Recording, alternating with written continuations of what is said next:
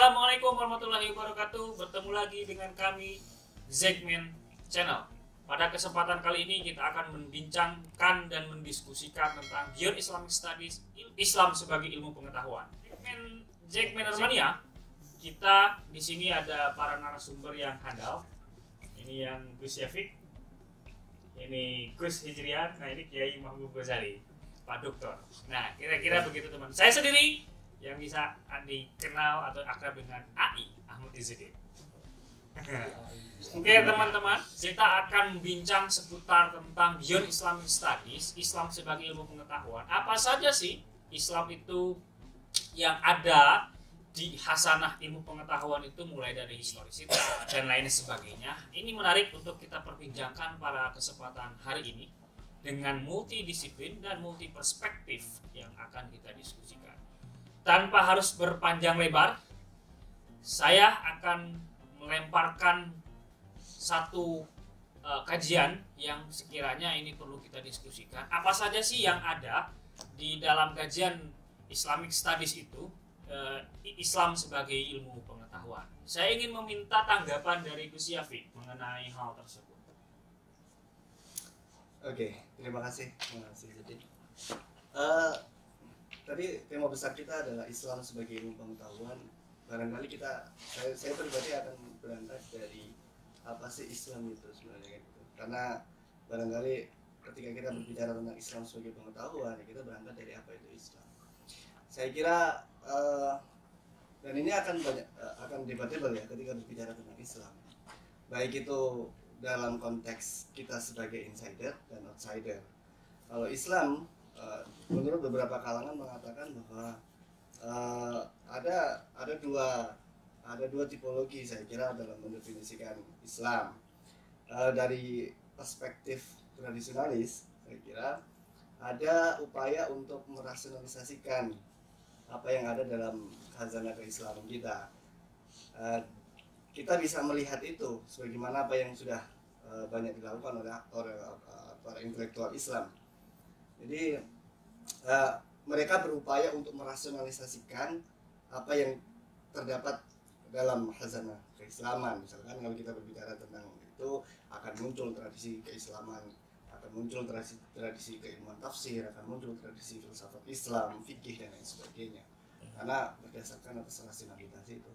Akan tetapi di pihak yang lain, misalkan oleh orang-orang outsider atau bisa kita kenal dengan revisionis, mereka melihat Islam sebagai bukti empirik atau epistemologi empirik, ya, bahwa ya Islam itu ya Islam itu apa ya, yang ada pada masa Nabi, yang berkaitan dengan tanggal-tanggal tertentu, mereka relasinya dengan orang-orang Yahudi dan lain sebagainya. Maka ketika orang-orang outsider berbicara tentang Islam, mereka akan menyandingkan dengan aspek-aspek empirik yang lain. Misalkan bagaimana Al-Quran bersandingkan dengan Bible, bagaimana Al-Quran bersandingkan dengan data-data sejarah. Saya kira itu. Jadi kalau kita berbicara tentang Islam sebagai ilmu pengetahuan, ada dua frame tadi ya, dari tradisionalis dan dari revisionis. Maka saya pribadi ketika berbicara tentang Islam sebagai tradisionalis, maka akan muncul tradisi tafsir, karena kebetulan perspektif saya adalah dari tafsir. Maka kita akan berbicara tentang khazanah keilmuan yang berbasis tafsir tadi. Dan dalam khazanah keilmuan berbasis tafsir, maka kita akan bisa melihat kenapa sih tafsir itu menjadi penting di dalam melihat Islam itu. Karena memang Islam itu bersumber dari Al-Quran, yang mana Al-Quran itu tidak hanya teksnya saja, tapi kemudian di sana ada dialektika antara teksnya, terus kemudian ada para mufassir, orang-orang yang kemudian berinteraksi dengan Al-Quran, yang menghasilkan produk-produk tafsir yang kemudian itu bertransmisi menjadi melampaui periode-periode tertentu sampai akhirnya masuk ke dalam periode kita. Ya, menarik ya dari perspektif insider sama outsider tadi ya yang disampaikan oleh Gus Syafiq, baik dari tradisionalis maupun revisionis begitu ya. Nah, saya melihat ada sesuatu hal yang tadi disampaikan oleh Gus Syafiq melihat dari tentang filsafat Islam gitu ya. Ini mungkin Mas Hijrian melihat dari konteks filsafat Islam itu seperti apa, atau misalnya ada pandangan lain terkait dengan perkembangan. Misalnya tadi sampaikan kalau bisa berbicara tentang tafsir, mungkin mestinya ada angle yang lain atau porsi yang lain dari posisi misalnya usul fiqh atau fikihnya sendiri terkait dengan perkembangan Islam studies itu sendiri sebagai pengetahuan Islam sebagai pengetahuan. Terima kasih Mas Yustin. Mohon izin bicara Gus Syafiq dan Yai Mahbub Ghazali. Ya, tema ini menarik karena membincang Islam sebagai ilmu pengetahuan itu harus dibedakan dengan terma epistemologi lain, islamisasi pengetahuan.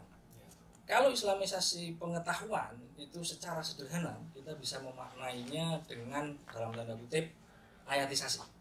Tetapi kalau tema kita kali ini Islam sebagai ilmu pengetahuan, kita akan belajar bagaimana Islam itu nanti dipahami sebagai pemantik sebuah ilmu pengetahuan. Jadi tentu berbeda. Di sini kita mencoba menghadirkan diri untuk berdiskusi lebih jauh tentang itu. Nah, definisi dari Gus Syafiq tadi menarik karena itu nanti bisa memandu kita untuk melihat bahwasanya kita tidak mungkin melihat Islam ansih sebagai nomena, itu kan nggak mungkin.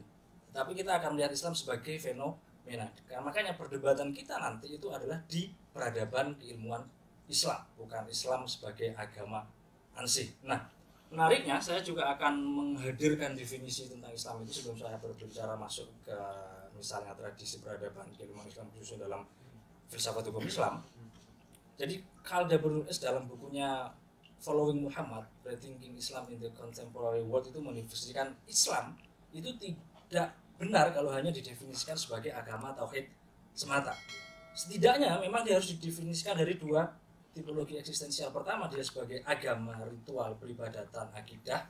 Dan kedua adalah dia sebagai peradaban ilmu pengetahuan itu sendiri. Nah, membincang Islam sebagai ilmu pengetahuan, kita masuknya itu adalah melalui pintu definisi Islam sebagai peradaban. Nah, kalau tadi Gus Syafiq berangkat dari tradisi tafsir, saya akan mencoba masuk dari tradisi ilmu usul fikih, di mana ilmu usul fikih ini diklaim sebagai ilmu yang murni lahir dari rahim peradaban Islam itu sendiri.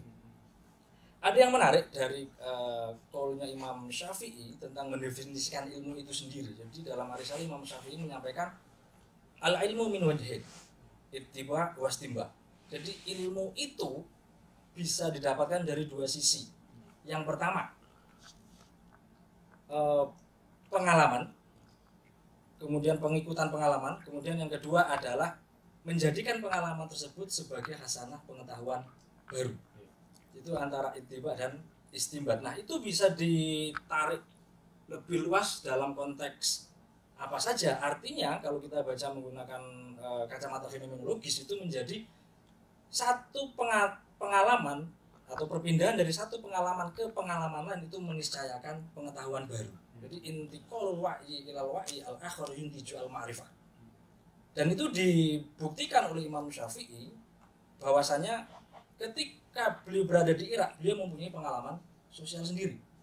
Ketika beliau berada di Mesir, beliau memiliki pengalaman yang berbeda seperti yang beliau di Irak. Makanya kita kenal qaul qadim dan qaul jadid. Nah, selain ilah sebagai justifikasi hukum misalnya, kita bisa menyatakan bahwasanya taghayyurul ahkam asyariyah bitaghayyuril ahwal ijtimaiyah.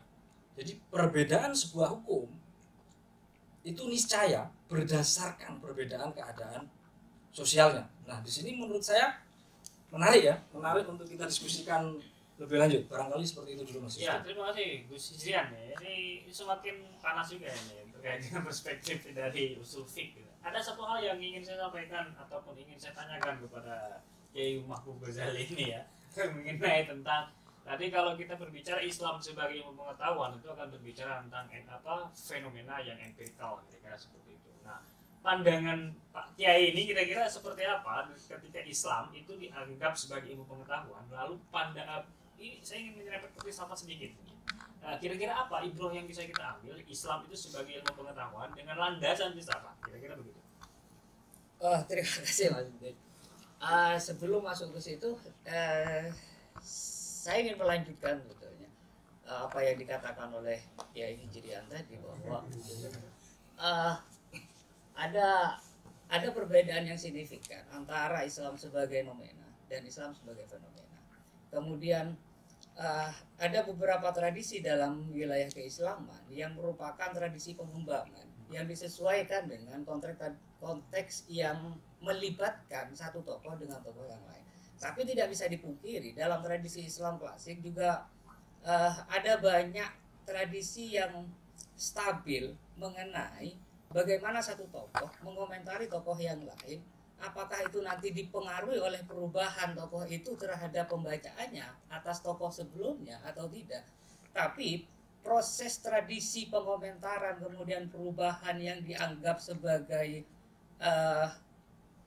menyamakan kondisi satu hukum dengan wakilnya misalnya, itu dianggap sebagai bagian dari sisi normativitas Islam sendiri. Artinya dalam Islam ada sesuatu yang dianggap tetap tidak boleh berubah dan ada sesuatu yang dianggap boleh berubah.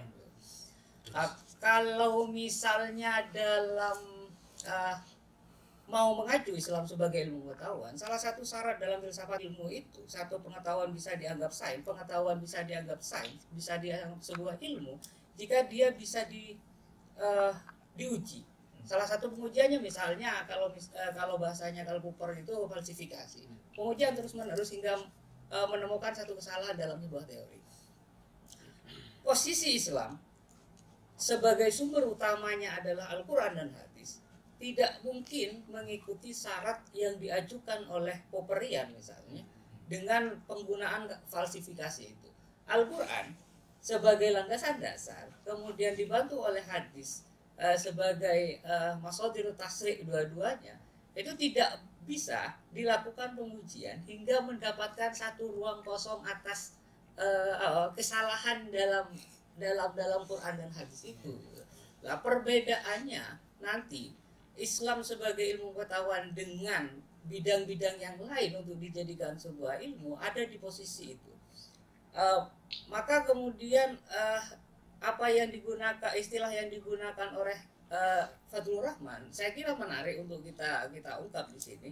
Ada normativitas, kemudian ada historisitas. Artinya ketika mengacu kepada pembagian itu, normativitas yang disebutkan itu adalah hal-hal yang terkait dengan teks-teks Quran dan hadis yang tidak bisa diganti, tidak bisa diuji. Ketika Quran mau dijadikan sebuah sains, maka proses pengujiannya akan berbeda dengan proses pengujian ilmu pengetahuan yang lain.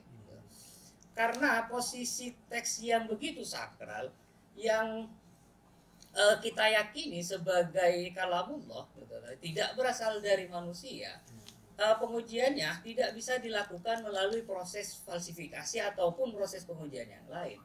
Maka hal yang paling memungkinkan untuk menjadikan Islam sebagai pengetahuan, menetapkan dua masadir tasrik itu dalam posisi yang stagnan, yang tidak berubah sebagai sumber utama.